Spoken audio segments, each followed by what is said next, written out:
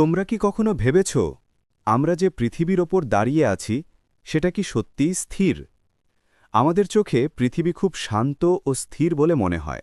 আমরা বাড়ি বানাই, রাস্তা বানাই, শহর বানাই, সবকিছু যেন একেবারে স্থায়ী।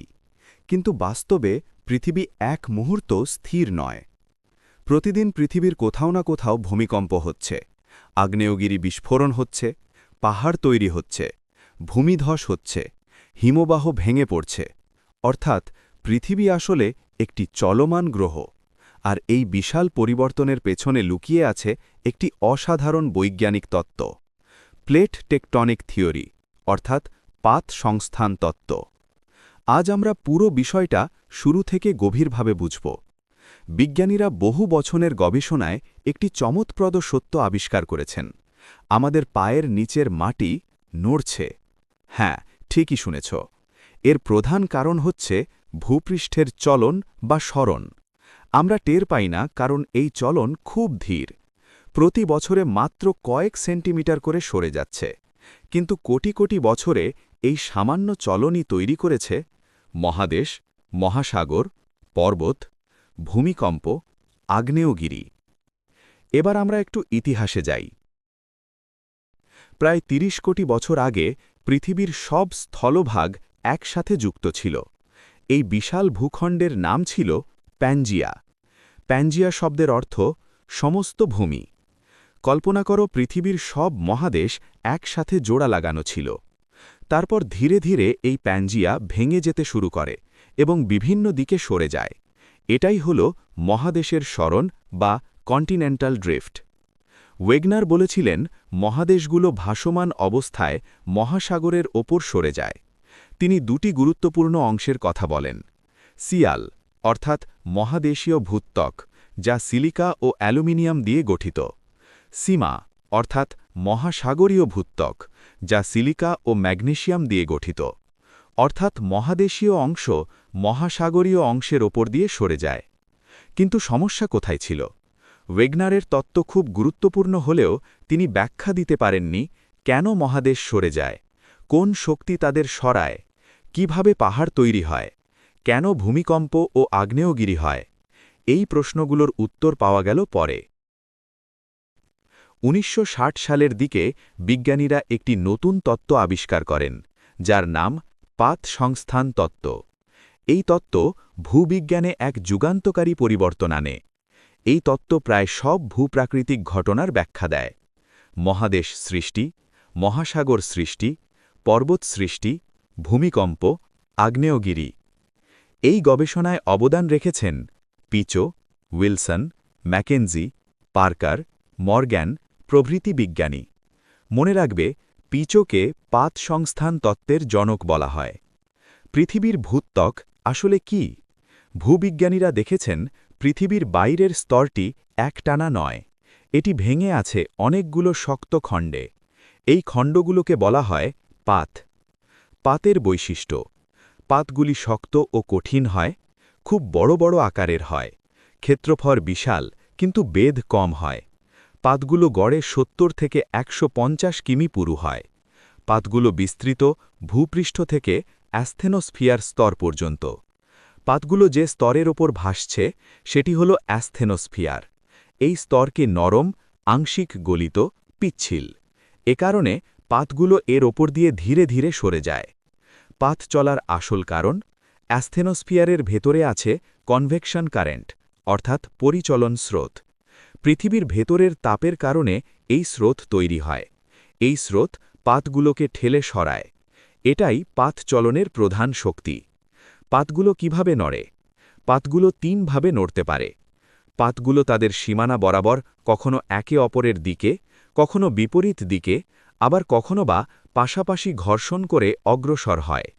এই চলনের ফলেই সৃষ্টি হয় ভূমিকম্প, অগ্ন্যুৎপাত, ভঙ্গিল পর্বত, সমুদ্রখাত, দ্বীপমালা প্রভৃতি। অর্থাৎ পৃথিবীর বড় বড় ভূপ্রাকৃতিক ঘটনা ঘটে পাত সীমানা বরাবর।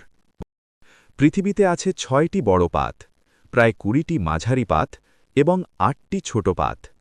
৬টি প্রধান প্লেট: ১ ইউরেশিয়ান পাত, ২ ইন্দো অস্ট্রেলিয়ান পাত, ৩ আমেরিকান পাত, ৪ প্রশান্ত মহাসাগরীয় পাত 5 আফ্রিকান পাত 6 আন্টার্কটিক পাত এই পাতগুলোর চলনের কারণেই পৃথিবী আজকের রূপ পেয়েছে আমরা স্থির মনে করলেও পৃথিবী প্রতিনিয়ত পরিবর্তিত হচ্ছে আজ থেকে কোটি বছর পরে পৃথিবীর মানচিত্র কেমন হবে ভারত কি তখনও এশিয়ার সঙ্গে থাকবে আটলান্টিক মহাসাগর কি আরও বড় হবে নাকি নতুন মহাসাগর তৈরি হবে এই প্রশ্নগুলোর উত্তর লুকিয়ে আছে পাত সঞ্চালনের মধ্যে এখন আমরা জানব পৃথিবীর পাতের চলন কিভাবে নতুন ভূত্বক তৈরি করে পুরনো ভূত্বক ধ্বংস করে পর্বতমালা তৈরি করে ভূমিকম্প ও আগ্নেয়গিরি সৃষ্টি করে পাত চলন কোথায় সবচেয়ে বেশি সক্রিয় পৃথিবীর ভূপৃষ্ঠের সবচেয়ে সক্রিয় অঞ্চল হল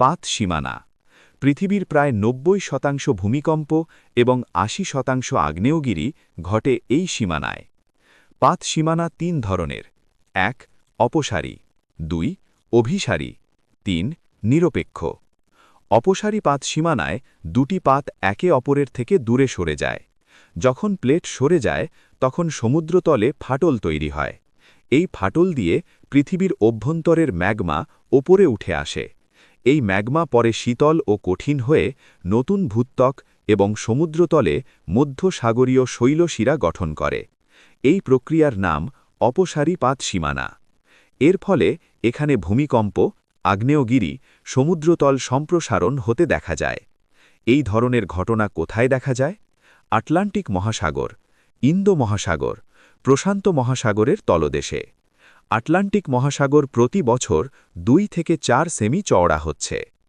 অভিসারী পাত সীমানায় দুটি পাত একে অপরের দিকে এগিয়ে আসে সংঘর্ষে কি হয় ভারী পাত হালকা পাতের নিচে ঢুকে যায় এই প্রক্রিয়াকে বলে নিমজ্জন এর ফলে সমুদ্র খাত তৈরি হয় পাত গলে ম্যাগমা হয় ভূত্বকের বিনাশ ঘটে আগ্নেয়গিরি হয় ভূমিকম্প হয় এজন্য একে বলা হয় বিনাশকারী পাত সীমানা সংঘর্ষের 3টি অবস্থা 1 সামুদ্রিক প্লাস সামুদ্রিক দুটি সামুদ্রিক পাত সংঘর্ষ করলে ওপরের পলি ভাঁজ খেয়ে তৈরি হয় দ্বীপ ও দ্বীপপুঞ্জ উদাহরণ জাপান দ্বীপপুঞ্জ সামুদ্রিক প্লাস মহাদেশীয় পাত দুটোর একটি সামুদ্রিক আর একটি মহাদেশীয় হলে মাঝের পলি ভাঁজ খেয়ে ভঙ্গিল পর্বত শ্রেণী সৃষ্টি করে মনে রেখো সামুদ্রিক পাত ভারী ফলে নিচে ঢুকে যায় মহাদেশীয় পাত হালকা উদাহরণ রকি পর্বতমালা আন্দিজ পর্বতমালা মহাদেশীয় প্লাস মহাদেশীয় পাত দুটো মহাদেশীয় হলে সংঘর্ষের ফলে মাঝের সংকীর্ণ সমুদ্রের পলি ভাঁজ খেয়ে ভঙ্গিল পর্বতের সৃষ্টি করে এইভাবে ইউরেশীয় ও ভারতীয় এই দুই মহাদেশীয় পাতের মাঝের টেথিস সাগরের পলি ভাঁজ খেয়ে হিমালয় পর্বতের সৃষ্টি করেছে নবীন ভঙ্গিল পর্বত 1 থেকে 2.5 কোটি বছর আগে যে ভঙ্গিল পর্বতগুলোর সৃষ্টি হয়েছে তারা হল নবীন ভঙ্গিল পর্বত যেমন রকি আন্দিজ আল্পস হিমালয় প্রাচীন ভঙ্গিল পর্বত 20 কোটি বছরেরও আগে সৃষ্টি হওয়া ভঙ্গিল পর্বতগুলো হল প্রাচীন ভঙ্গিল পর্বত যেমন উরাল অ্যাপেলেশিয়ান আরাবল্লী প্রভৃতি নিরপেক্ষ সীমানা কিছু ক্ষেত্রে দুটো পাত পরস্পর ঘর্ষণ করে পাশাপাশি অগ্রসর হয় এখানে নতুন ভূত্বক তৈরি হয় না ভূত্বক ধ্বংসও হয় না কিন্তু ভয়ঙ্কর ভূমিকম্প হয় সবচেয়ে বিখ্যাত উদাহরণ ক্যালিফোর্নিয়ার উত্তর দক্ষিণে বিস্তৃত সান আন্দ্রিজ চ্যুতি এখানে এই চ্যুতি বরাবর প্রশান্ত মহাসাগরীয় পাত উত্তরে এবং উত্তর আমেরিকা পাত দক্ষিণে সরছে আমরা পাতের গতি বুঝতে পারি না কেন কারণ পাতের গতি খুব ধীর উদাহরণ প্রশান্ত মহাসাগরীয় পাত বছরে 10 সেমি এবং আমেরিকান প্লেট বছরে 2 থেকে 3 সেমি করে পশ্চিমে সরে যাচ্ছে অর্থাৎ তোমার নখ যত দ্রুত বাড়ে পাতের গতিও প্রায় ততটাই তাই আমরা সরাসরি বুঝতে পারি না কিন্তু এর ফল দেখি ভূমিকম্প আগ্নেয়গিরি ভূমিধস পরের ক্লাসে আমরা ভূমিকম্প ও আগ্নেয়গিরি আরও গভীরভাবে জানব